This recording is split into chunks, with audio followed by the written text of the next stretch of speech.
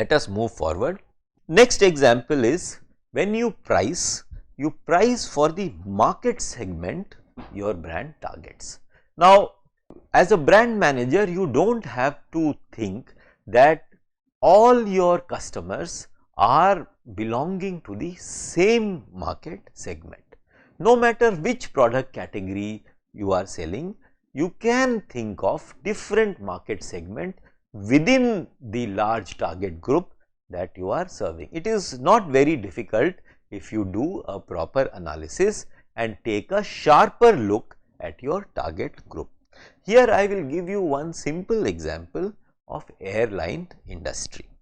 Now, today when we go to buy airline tickets, we will see that the prices that are available to us is more or less the same, regardless of the fact that whether we are going in the morning and coming back at night or we are going for a 1 week long holiday. So, here you can see in the picture that there are two types of travelers who travel by airlines. One is a business traveler and second is a leisure traveler or a holiday, people who go on a holiday. Now, those who travel for business, do you think that they worry a lot about price of the ticket? Because the price or the cost of the travel is perhaps borne by the company, that is one. But second part is, and more important part is, for them price is not so important. What is important is that they should be able to reach on time, they should be able to go next wherever they want to go again on time. They should have more options because their meeting might be at certain time, they want to reach before that, and once the meeting is over they do not want to waste time in that place and go to some other place. Then they should travel in comfort because once they reach the place they actually have to do some work. So, what I am trying to say is that the requirements of a business traveler is very different from the needs of a leisure traveler or a holiday traveler. And if airlines can manage to discriminate between the two types of traveler and charge them accordingly, so business travelers may not mind paying more if they get these services which they value, whereas holiday travelers might be looking for cheaper options. So, for holiday traveler it does not matter whether they take the morning flight or the afternoon flight, but for the business traveler it is definitely very important. So, when you are doing pricing, you must keep in mind for which market segment you can do, you have some leeway, some flexibility with which you can play with the price, and of course, you will have to match service around for that price.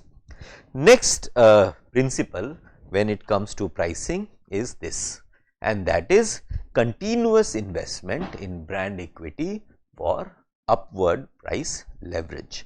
Now, if you want to continuously increase price of your product, and in this picture you see the example of Samsonite brand of luggage.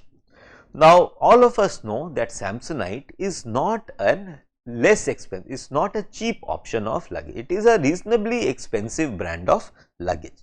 And whenever you go to Samsonite showroom, say after 6 months or a year, you will see that the prices have gone up instead of coming down.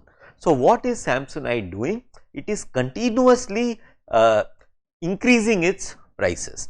And how is it able to do that? Because it is consistently positioning its brand at a certain level for a long period. So, all of us know that Samsonite is a good brand of suitcases. It is a sturdy, it is a stylish brand, and it has stood the test of time. Even the recent advertisement that you see where Amitabh Bachchan is advertising Samsonite, he is saying that just the way I am tried and tested actor, Samsonite is also a tested brand, and therefore you can not only buy it, but you can pay a premium for it.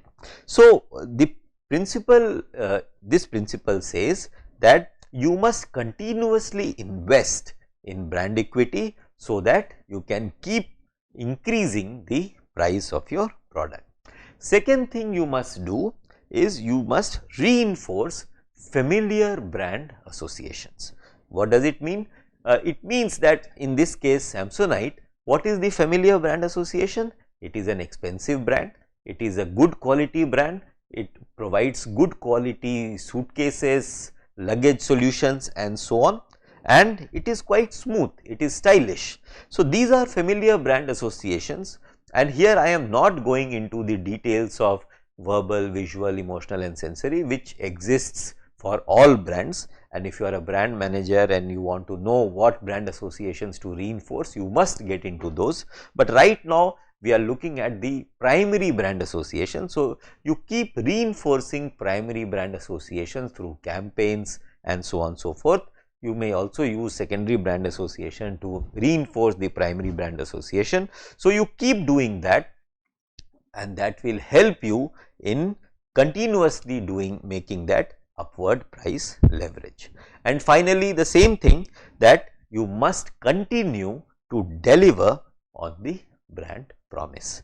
This brand promise, no matter what you have decided that this is the brand promise of my brand, once you have decided and once you have seen that it has been accepted in the marketplace by consumers, you must continuously make effort to deliver on that promise, because when consumers see that the brand promise which they have bought, it is being continuously delivered over a long period of time, they develop trust in your brand and they continue to buy that product regardless of the fact that the price continues to increase. So, Samsonite is a good example of this, and therefore, the principle is that keep investing in the brand equity so that you can keep increasing the price of your product.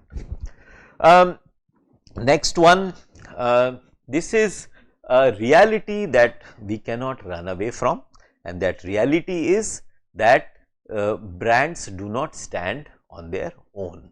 Once you manufacture a product, you have to take that product to the consumer's place, at the doorstep of the consumer, so that consumer can actually buy your product. Now, it is not very easy to reach the consumer wherever, because as we have also discussed in the past, that manufacturing cannot happen everywhere. Manufacturing happens at a few places in the country, and from that place of manufacturing, the product has to travel to various locations where consumers can easily walk up to or drive up to and pick up your product. So, to reach that place, to ensure a distribution which is effective, efficient and fast, what you have to do is you need to have a channel in place, and channel means from manufacturer it goes to the wholesaler or a stockist, and from wholesaler it goes to the retailer, and from retailer it is picked up by the actual consumer. You can also take the modern trade route, and it straight away goes to channels like Reliance Market or Spencer's and so on, and from there also people can buy.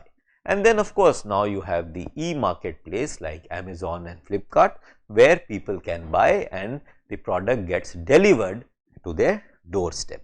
But all of this does not come easy, because all these steps in the channel, all these partners in the channel expect a commission, because they are all doing it for profit. So, for you it is important that you create an attractive discount structure, which means that while MRP is a certain amount, all the intermediate levels in the channel get a certain percentage of that MRP as their commission. And of course, you can tie that MRP or tie that percentage with value, with volume, and in many other innovative ways you can think of creating that discount structure which is attractive for the dealers and distributors, so that they continue stocking and selling your product. So, it is important for you to create that attractive discount or commission structure. Let us move forward. Another principle related to pricing is that it should be simple. If you make very complicated structure of pricing, say if you buy 1 you get X percent, you get, if you buy 2 you get Y percent, if you buy 3 you get buy 2, buy 3 get 1, if you buy 4 you get buy 4 get 2, or if you buy 5 you get 20. I mean, all these complicated structures people do not understand. Sometimes people create bands that if you are in this band, this percentage, next band another percentage. So what I am trying to say is that very complex pricing strategies generally do not work. People want simplicity in terms of calculation and in terms of relationship. So that is why it is important for you brand managers and product managers to keep in mind that your pricing plans should be very simple. Now today if you look at the slide, you see Airtel, and not only Airtel, almost all brands today offer unlimited data and unlimited calls. So this is a very simple pricing structure. Whether you buy a plan of 200 rupees or 2000 rupees, it is always unlimited data and unlimited call. It may be available at a certain speed and so on and so forth, but unlimited data and unlimited call is now a common feature. But we must understand that it was not always so. I mean, I remember when we started telecom industry in India, it was 16 rupees per minute, both incoming and outgoing. So from there it started, and then today we are at this kind of pricing plan. But I would like to mention one instance where Airtel tried to simplify pricing plan very well, and that plan I would like to talk about it because it drives home the point very powerfully. And that plan was 1, 2, 3. That plan was a very beautiful plan, and that plan was that if you make a local call is 1 rupees per minute.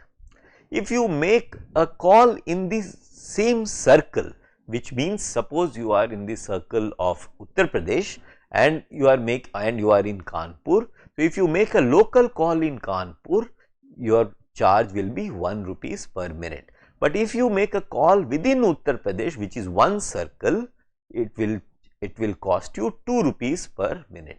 And if you make an STD call, which is outside the circle, say from UP you make a call to say Kerala or Bombay, it will cost you 3 rupees. So this plan was called 1, 2, 3 plan. Local call 1 rupees, in the same circle 2 rupees, and STD call 3 rupees. So this was a very simple pricing method that Airtel had followed at that time, and it was quite successful.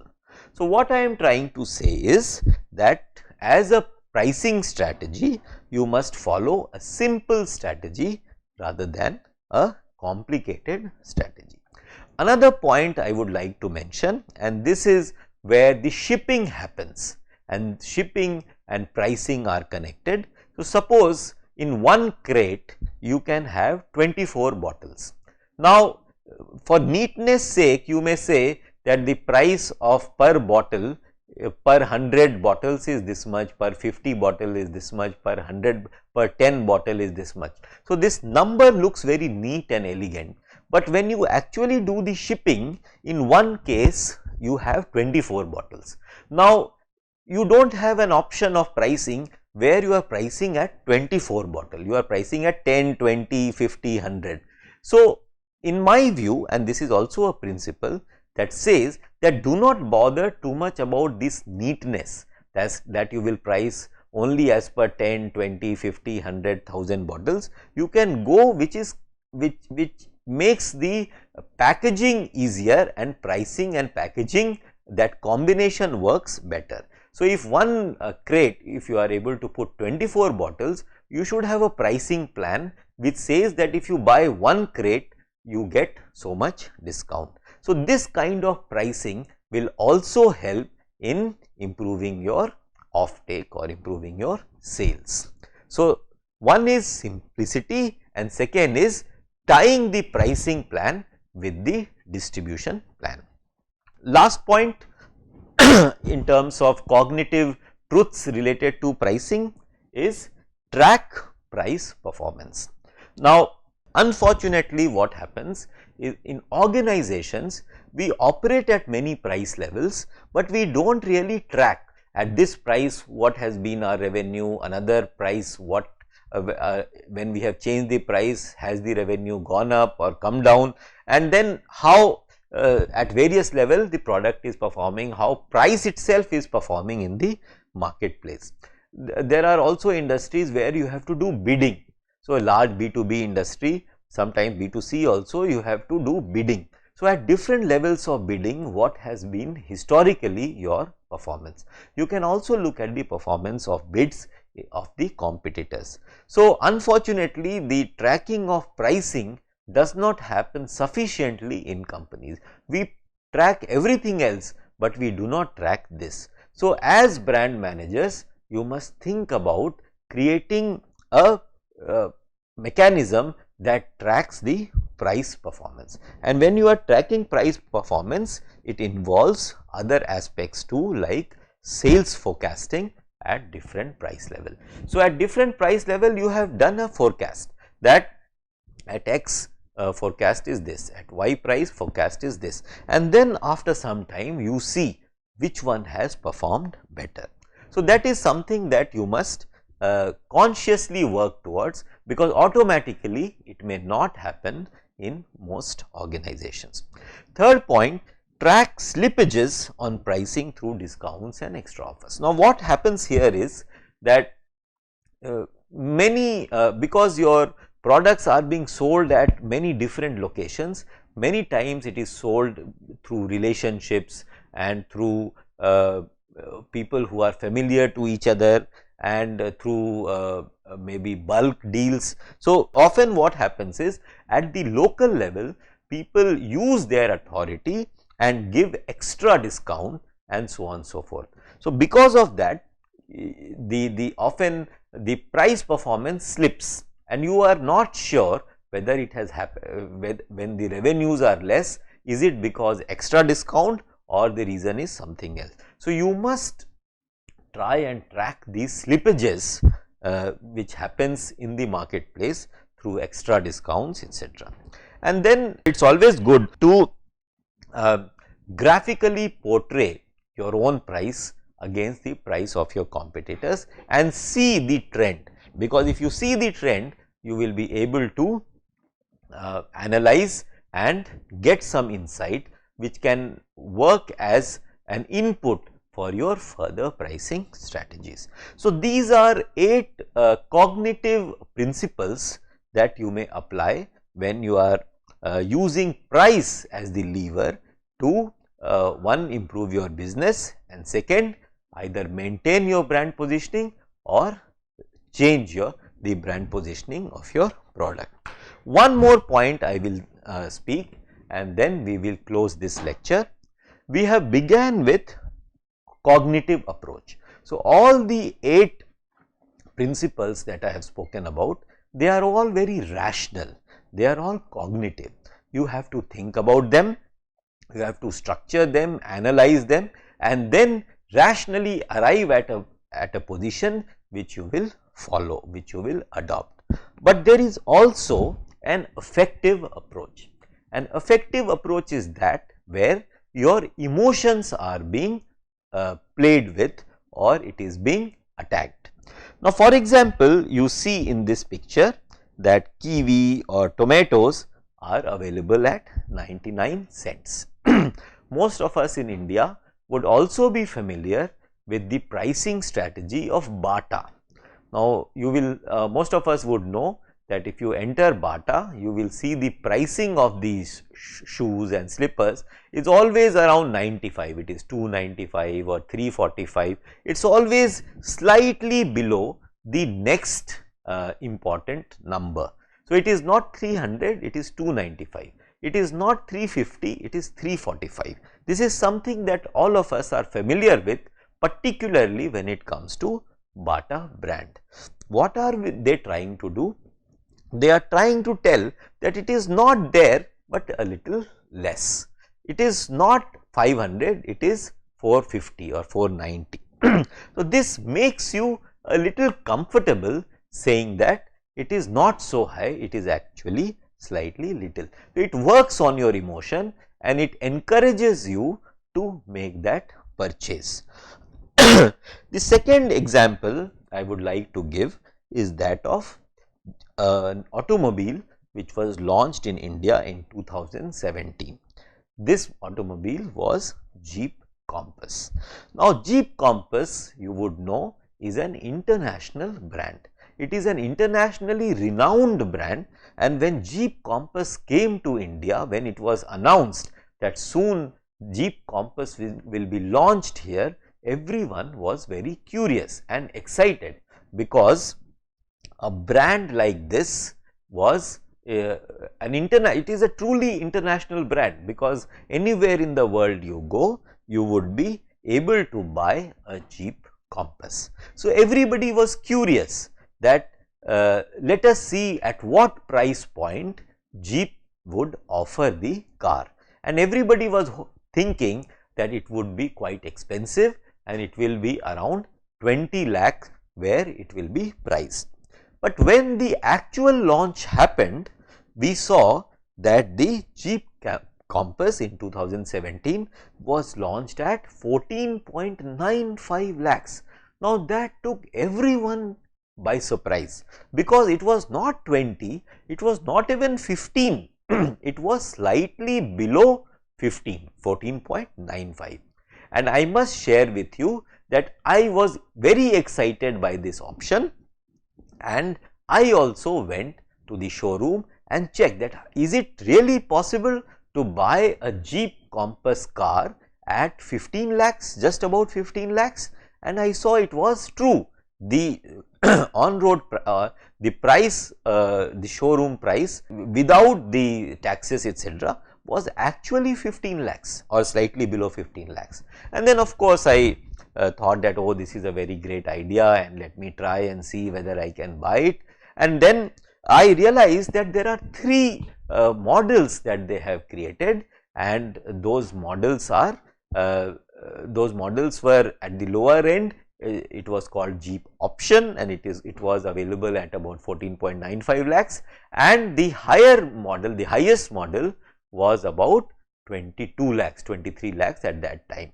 And I must tell you that this strategy of offering the lowest model at about 15 lakhs worked as a bait, and many of us walked into that bait, and when we actually came out of the showroom, we had bought a car which was actually, the money that we paid for the car was much more than 15 lakhs. In fact, we ended up paying almost 21 lakhs for the same car. So, this emotional bait that the car which is such a big brand is available at 15 lakh invites people into a discussion, that let us have a discussion about the product, and while that discussion happens, the company is able to sell up its offering and make people make a little extra effort and pay more for the same product. So, I was also someone who took that bait and ended up buying a product not at 15 lakhs, but at 21 lakhs.